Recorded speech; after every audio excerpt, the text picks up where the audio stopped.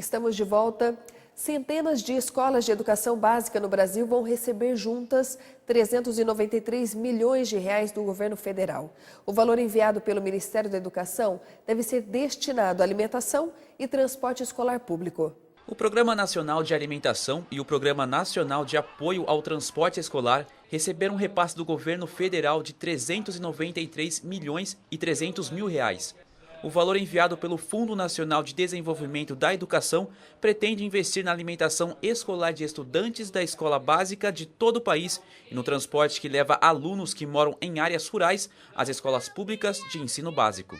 Somente este ano, o órgão já recebeu 1 bilhão e 800 mil reais para alimentação escolar e 292 milhões e 200 mil reais para o transporte dos alunos das redes públicas. Os recursos do PNAD são liberados em 10 parcelas para cobrir os 200 dias de ano letivo da educação básica. O fundo repassa os valores às secretarias de educação que reencaminham para os fornecedores de alimentação e transporte, que atendem todos os alunos da educação infantil, ensino fundamental, ensino médio e educação de jovens e adultos que estão matriculados em escolas públicas, filantrópicas e entidades comunitárias.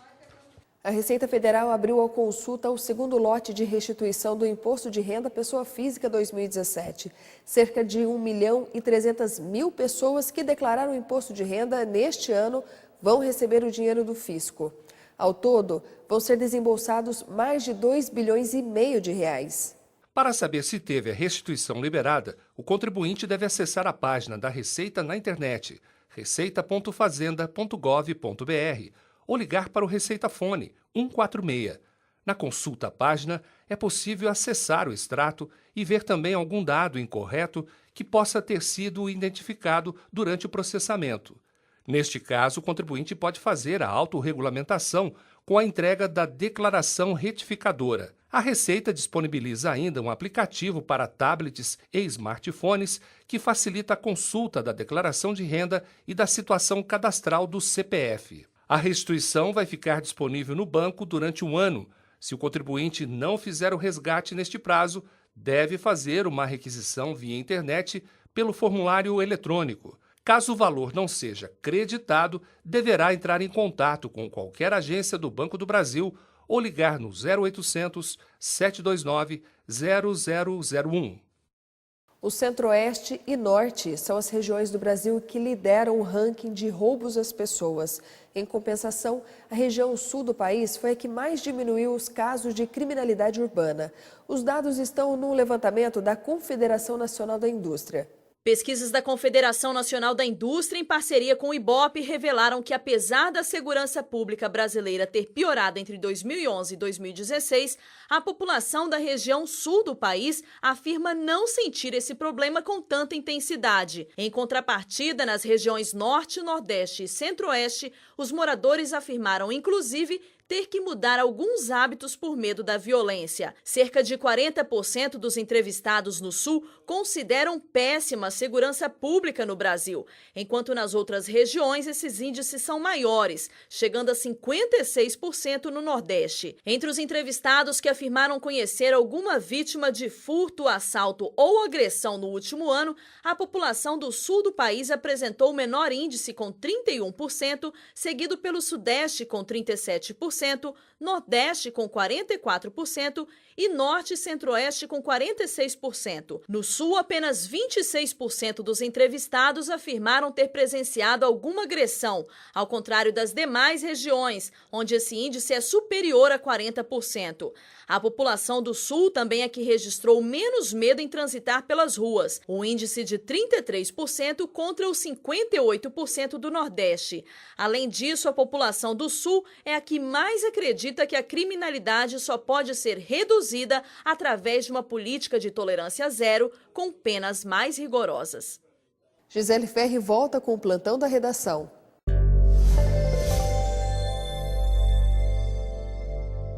A procura por atendimento no Poupa Tempo de São José dos Campos aumentou durante o período de férias. O número de atendimentos por dia passa de 5 mil. Segundo o Poupa Tempo, até o fim deste mês, o movimento deve aumentar até 15%. Para reduzir esse prazo de espera, o órgão orienta a fazer um agendamento dos serviços pela internet. E a Volkswagen suspende a redução de jornada da fábrica em Taubaté a partir de agosto.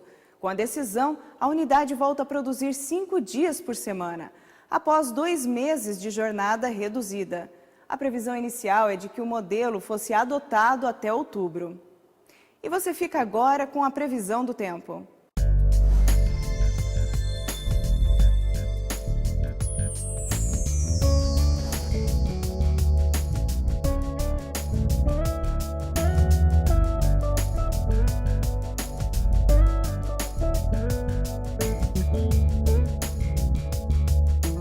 Fique agora com a entrevista especial de hoje.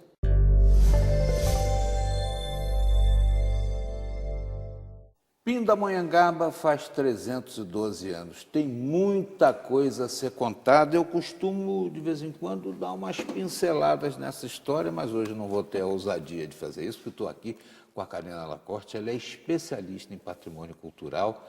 É um rosto conhecido aqui da Setorial, já lá atrás, né, antigamente, mas está de que volta aqui para contar um pouco dessa história para nós. Uma história que tem intriga, tem paixão, tem muita gente aí que foi influente no Império, condessas, duques, até a princesa. Né? O príncipe passou por aqui para proclamar a independência do Brasil, mas tem uma coisa aí que ficou muito zum na época, essa retirada do domínio de Taubaté, né? Tudo bem, Karina? Uma satisfação tê-la conosco. Prazer é meu, obrigada pelo convite. Esse pedaço aqui de Brasil foi de Taubaté desde a época dos índios, né? A Taubaté, né? Taba principal ficava lá. Era uma região toda, né? Se pegar o que hoje é o Vale Paraíba, a macro-região era uma região só, era toda unida. E Pindamonhangaba era parte de... Foram transições, né? Paragem, freguesia e tudo isso, mas sempre vinculado a Taubaté. Os pindenses fizeram aí uma emancipação no MUC e depois teve que ter a interferência da rainha de Portugal. Exatamente. Curiosamente, não eram nem pindamonhangabenses, era um pessoal que vinha das bandeiras dos sertanistas de São Paulo, a mesma família que fundou São Paulo, também estava por aqui, ganharam terras por conta disso, porque fizeram as bandeiras, ganharam muito dinheiro e ganharam terras da coroa. Então, eles estavam por aqui, eram 3 irmãos que comandavam o que é Taubaté, Pinda e Guará, e eles, no MUC, na Revolução, na briga, eles fizeram um crime contra a coroa e depois pediram perdão, e daí que a rainha entra criando a Vila Real. Né? Então, é uma história que, sim, começou na briga, começou no MUC, tanto que 10 de julho não é aniversário da cidade, né? Foi o prefeito João Bosco que exatamente votou como vereador e depois prefeito acabou sancionando o que ele tinha projetado. Exatamente, porque é muito confuso, né? Existe... Pindamonhangaba tem historiadores, Ataíde Marcondes, Valdomiro Benedito de Abreu e outros mais contemporâneos, que é o José Maurício Poupe Marcondes e o Leles, que é irmão do João Bosco, que contam essas histórias. Nós temos fundações diferentes. Tem o primeiro morador, que foi em 1643, que seria uma fundação sem querer. Né? Ele ganhou de presente uma sesmaria. Então, é fundação quando a pessoa vem morar sem querer? Depois tiveram os irmãos Bicudo Leme, que na raça fizeram um crime contra a coroa e pediram perdão.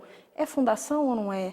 Então, o que pode constar? Então, o João Bosco fez uma lei nos anos 70, onde ficou decidido que seria comemorada a emancipação político-administrativa, que é a Carta da Rainha Catarina, fazendo a criação da vila em 10 de julho. Então, por isso que a gente tem a data do 10 de julho, mas Pinda é mais antiga do que isso. Comemorava-se antes em agosto, né? Sim, são 3 datas. A gente tem o 12 de agosto, que é a data do primeiro morador.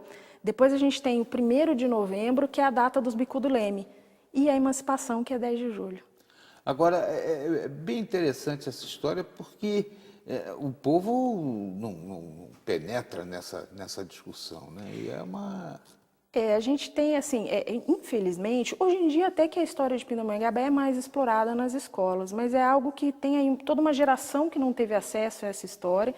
Eu costumo brincar muito que se não passou por Pindamonhangaba, não aconteceu na história do Brasil, porque nós temos pindamonhangabenses vinculados na história do Brasil todo.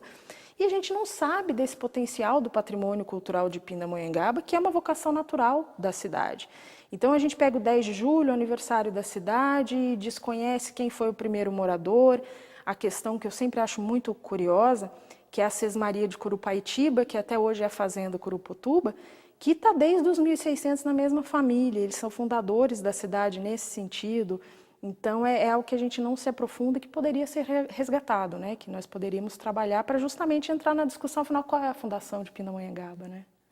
Essa coisa da passagem até do Duque de Caxias em Pindamonhangaba, né? O pessoal não tem aí noção da importância desse pedaço de Brasil, né? Que foi desmembrado de Taubaté, assim como Guará. Dizem até alguns que o irmão mais velho do Frei Galvão é nascido em Pindamonhangaba, que o Galvão saiu daqui para ser governador do Os 4 primeiros são nascidos aqui. Então, por registro de documento, os 4 primeiros filhos da família foram nascidos em Pindamonhangaba, numa fazenda que fica ali na região do Graminha, que era, e é tudo a mesma família, tá? A gente está sempre falando isso, a gente está falando dos Leme, daí traz a Borba Gato, que era casado com uma irmã da mãe do Frei Galvão. Então a história de Pindamonhangaba, quando a gente pega, a gente tem desde a expedição austríaca que veio com a princesa Leopoldina, passou por aqui, Pedro Taques, que era um grande historiador, passou por aqui, o Emílio Zaloar, que deu o apelido de Princesa do Norte, passou por aqui, e daí a gente pega... Temos a família de Duque de Caxias, teve uma parte da família que estava aqui, e daí uma curiosidade que eu não posso dizer onde é, mas nós temos itens pessoais de Duque de Caxias que estão numa família aqui de Pindamonhangaba e que as pessoas nem sabem. Então é uma história muito rica e cheia de detalhes. Olha, eu acho que no segundo bloco você vai se surpreender com o que a Karina vai contar para a gente sobre Pindamonhangaba. Por isso que eu te convido, não saia daí. É já já.